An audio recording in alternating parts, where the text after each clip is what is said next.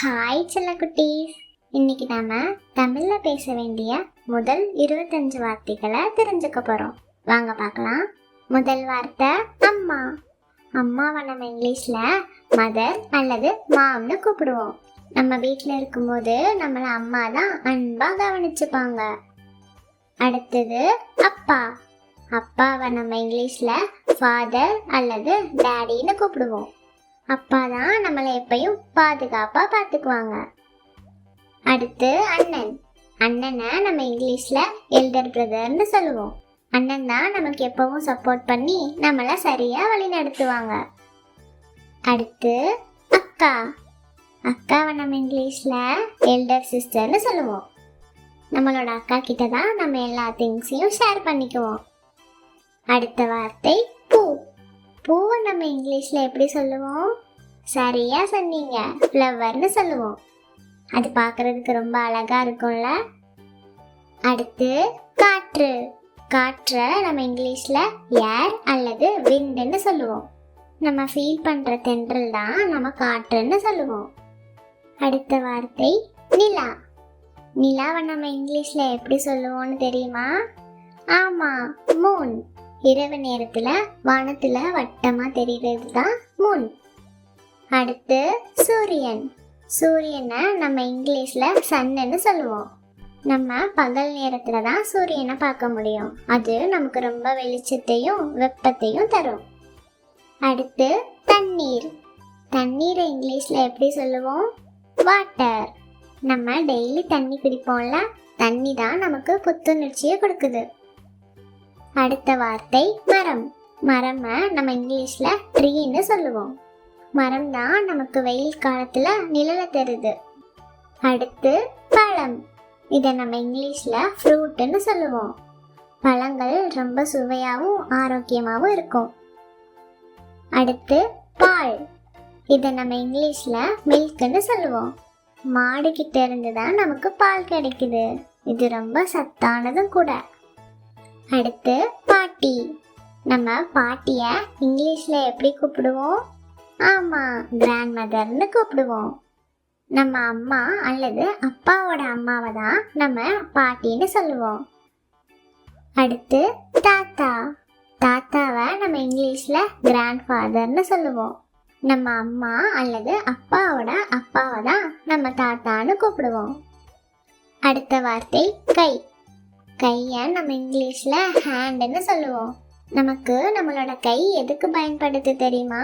ஏதாச்சும் ஒரு பொருளை பிடிக்கிறதுக்கு இல்லாட்டி தொடுறதுக்கோ பயன்படுது. அடுத்து காலை. இதை நம்ம இங்கிலீஷ்ல மார்னிங்னு சொல்லுவோம்.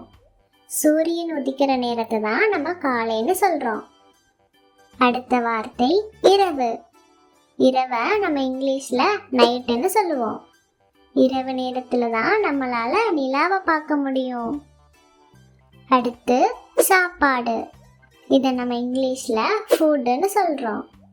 நம்ம டெய்லி சாப்பிட்ற உணவை தான் நம்ம சாப்பாடுன்னு சொல்றோம். நம்ம சரியா சாப்பிட்டாதான் நம்மளால ஸ்ட்ராங்கா இருக்க முடியும். அடுத்து விளக்கு. இதை நம்ம இங்கிலீஷ்ல லேம்ப்னு சொல்லுவோம். நம்ம இருட்டான நேரங்கள்ல வெளிச்சத்துக்காக இந்த விளக்கை பயன்படுத்துறோம். அடுத்த வார்த்தை புயல். இதை நம்ம இங்கிலீஷ்ல ஸ்டார்ம்னு சொல்லலாம். புயல்னா என்ன தெரியுமா?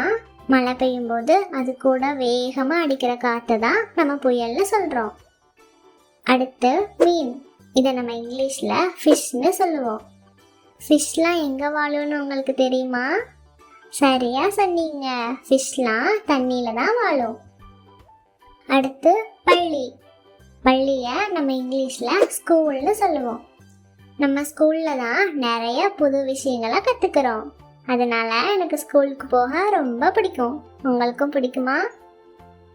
அடுத்து வீடு. இதை நம்ம இங்கிலீஷ்ல ஹவுஸ் அல்லது ஹோம்னு சொல்லலாம். வீடுனா உங்களுக்கு என்னன்னு தெரியுமா? நம்ம குடும்பத்தோட சேர்ந்து வாழ்ற அந்த இடம் பேரு தான் வீடுன்னு சொல்றோம். அடுத்து சொந்தம். இதை நம்ம இங்கிலீஷ்ல ஃபேமிலின்னு சொல்லலாம். நம்ம கூட சேர்ந்து வாழ்ந்து நம்ம மேல அன்பா இருக்கிற பீப்புளை தான் நம்ம சொந்தம்னு சொல்றோம். கடைசி நம்ம பார்க்க போற வார்த்தை நட்பு. இதை நம்ம இங்கிலீஷில் ஃப்ரெண்ட்ஷிப்னு சொல்லலாம். நம்ம ஃப்ரெண்ட்ஸ் கிட்ட தான் நமக்கு ஒரு ஸ்பெஷல் பாண்ட் கிடைக்கும். அதனால எனக்கு என் ஃப்ரெண்ட்ஸை ரொம்ப பிடிக்கும். முதல் வார்த்தை பாதம். இதை நம்ம இங்கிலீஷில் ஃபுட்னு சொல்லுவோம். நம்ம நடக்கிறதுக்கும் ஓடுறதுக்கும் பாதம் தான் உதவியாக இருக்கு. அடுத்து பாடம். இதை நம்ம இங்கிலீஷில் லெசன்னு சொல்லுவோம். நம்ம ஸ்கூலில் கற்றுக்கிற புதிய விஷயங்களை தான் பாடம்னு சொல்லுவோம். அடுத்து மைனா. இது ஒரு பறவை. பறவையை நம்ம இங்கிலீஷில் பேர்டுன்னு சொல்லுவோம். இந்த பறவை பறக்கிறது மட்டும் இல்லை, ரொம்ப நல்லா பாடக்கூட செய்யும். அடுத்த வார்த்தை வாழை. இதை நம்ம இங்கிலீஷில் பனானான்னு சொல்லுவோம். இதோ என் கையில் இருக்கிற இந்த எல்லோ கலர் ஃப்ரூட் பேர் தான் வாழைப்பழம். அடுத்து ஆடு. ஆடை நம்ம இங்கிலீஷில் என்ன சொல்லுவோம்? சரியா சொன்னீங்க, கோட். ஆடு நம்ம வீட்டில் வளர்க்குற ஒரு விலங்கு. அடுத்து பாறை. இதை நம்ம இங்கிலீஷில் ராக்குன்னு சொல்லுவோம். இதோ இப்போ நீங்கள் பார்க்குற இந்த பெரிய ஸ்ட்ராங்கான கல் தான் பாறை. அடுத்து இங்கே ஓடுற இந்த தண்ணியை பார்த்தீங்களா? இது பேர் தான் நதி. இதை நம்ம இங்கிலீஷில் ரிவர்னு சொல்லுவோம். நிலத்து மேலே ஓடுற இந்த தண்ணியை தான் நம்ம நதின்னு சொல்கிறோம். அடுத்து கடல். இதை நம்ம இங்கிலீஷில் சீன்னு சொல்லுவோம். இங்கே பாருங்களேன், இந்த கடல் எவ்வளோ பெருசாக இருக்குன்னு. இதோ இந்த உயரத்தில் பறக்கிற இந்த பறவை பேர் தான் பருந்து. இதை நம்ம இங்கிலீஷில் ஈகல்னு சொல்லுவோம். உங்களுக்கு ஒன்று தெரியுமா? இந்த பெரிய பறவை வானத்தோட உயரத்தில் பறக்கும். அடுத்து கோவில். இதை நம்ம இங்கிலீஷில் டெம்பிள்னு சொல்லுவோம். நம்ம ப்ரே பண்ணுற இடம் பேர் தான் கோவில். அடுத்து புத்தகம். இதை நம்ம இங்கிலீஷில் புக்குன்னு சொல்கிறோம். நம்ம புத்தகத்திலிருந்து நிறைய ஸ்டோரிஸ் அப்புறம் இன்ஃபர்மேஷன்லாம் தெரிஞ்சுக்கலாம். அடுத்து கோழி. இதை நம்ம இங்கிலீஷில் சிக்கன்னு சொல்கிறோம். இந்த கோழியை நம்ம வீடுகளில் முட்டைக்காகவும் அதோட இறைச்சிக்காகவும் வளர்க்குறோம். அடுத்து இலை. இதை நம்ம இங்கிலீஷில் லீஃப்னு சொல்லுவோம். மரம் அல்லது செடியில் இருக்கிற பச்சையான பகுதியை தான் நம்ம இலைன்னு சொல்கிறோம். அடுத்து பச்சை. பச்சை நிறத்தை நம்ம இங்கிலீஷில் க்ரீன்னு சொல்லுவோம். என்னை சுற்றி இருக்கிற புல்வெளி அப்புறம் மரம்லாம் பச்சை நிறத்தில் தான் இருக்குது. அடுத்து கருப்பு. கருப்பு நிறத்தை நம்ம இங்கிலீஷில் பிளாக்னு சொல்லுவோம். கருப்பு நிறம் ரொம்ப அடர்த்தியானது.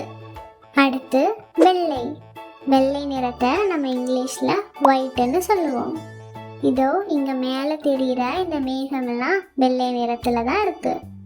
அடுத்து மஞ்சள். மஞ்சள் நிறத்தை நம்ம இங்கிலீஷில் எல்லோன்னு சொல்லுவோம்.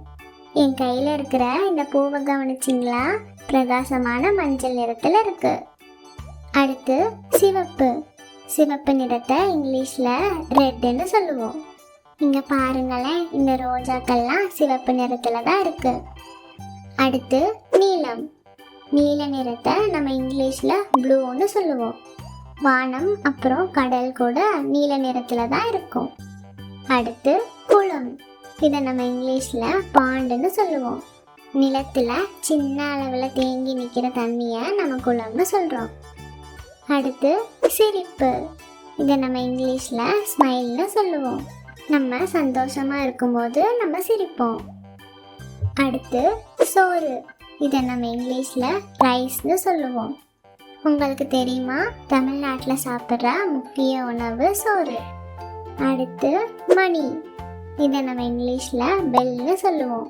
இது ஒரு பொருள். இதை நம்ம அடிக்கிறது மூலயமா இதிலிருந்து நமக்கு ஒரு சத்தம் கிடைக்கும். அடுத்து பூனை.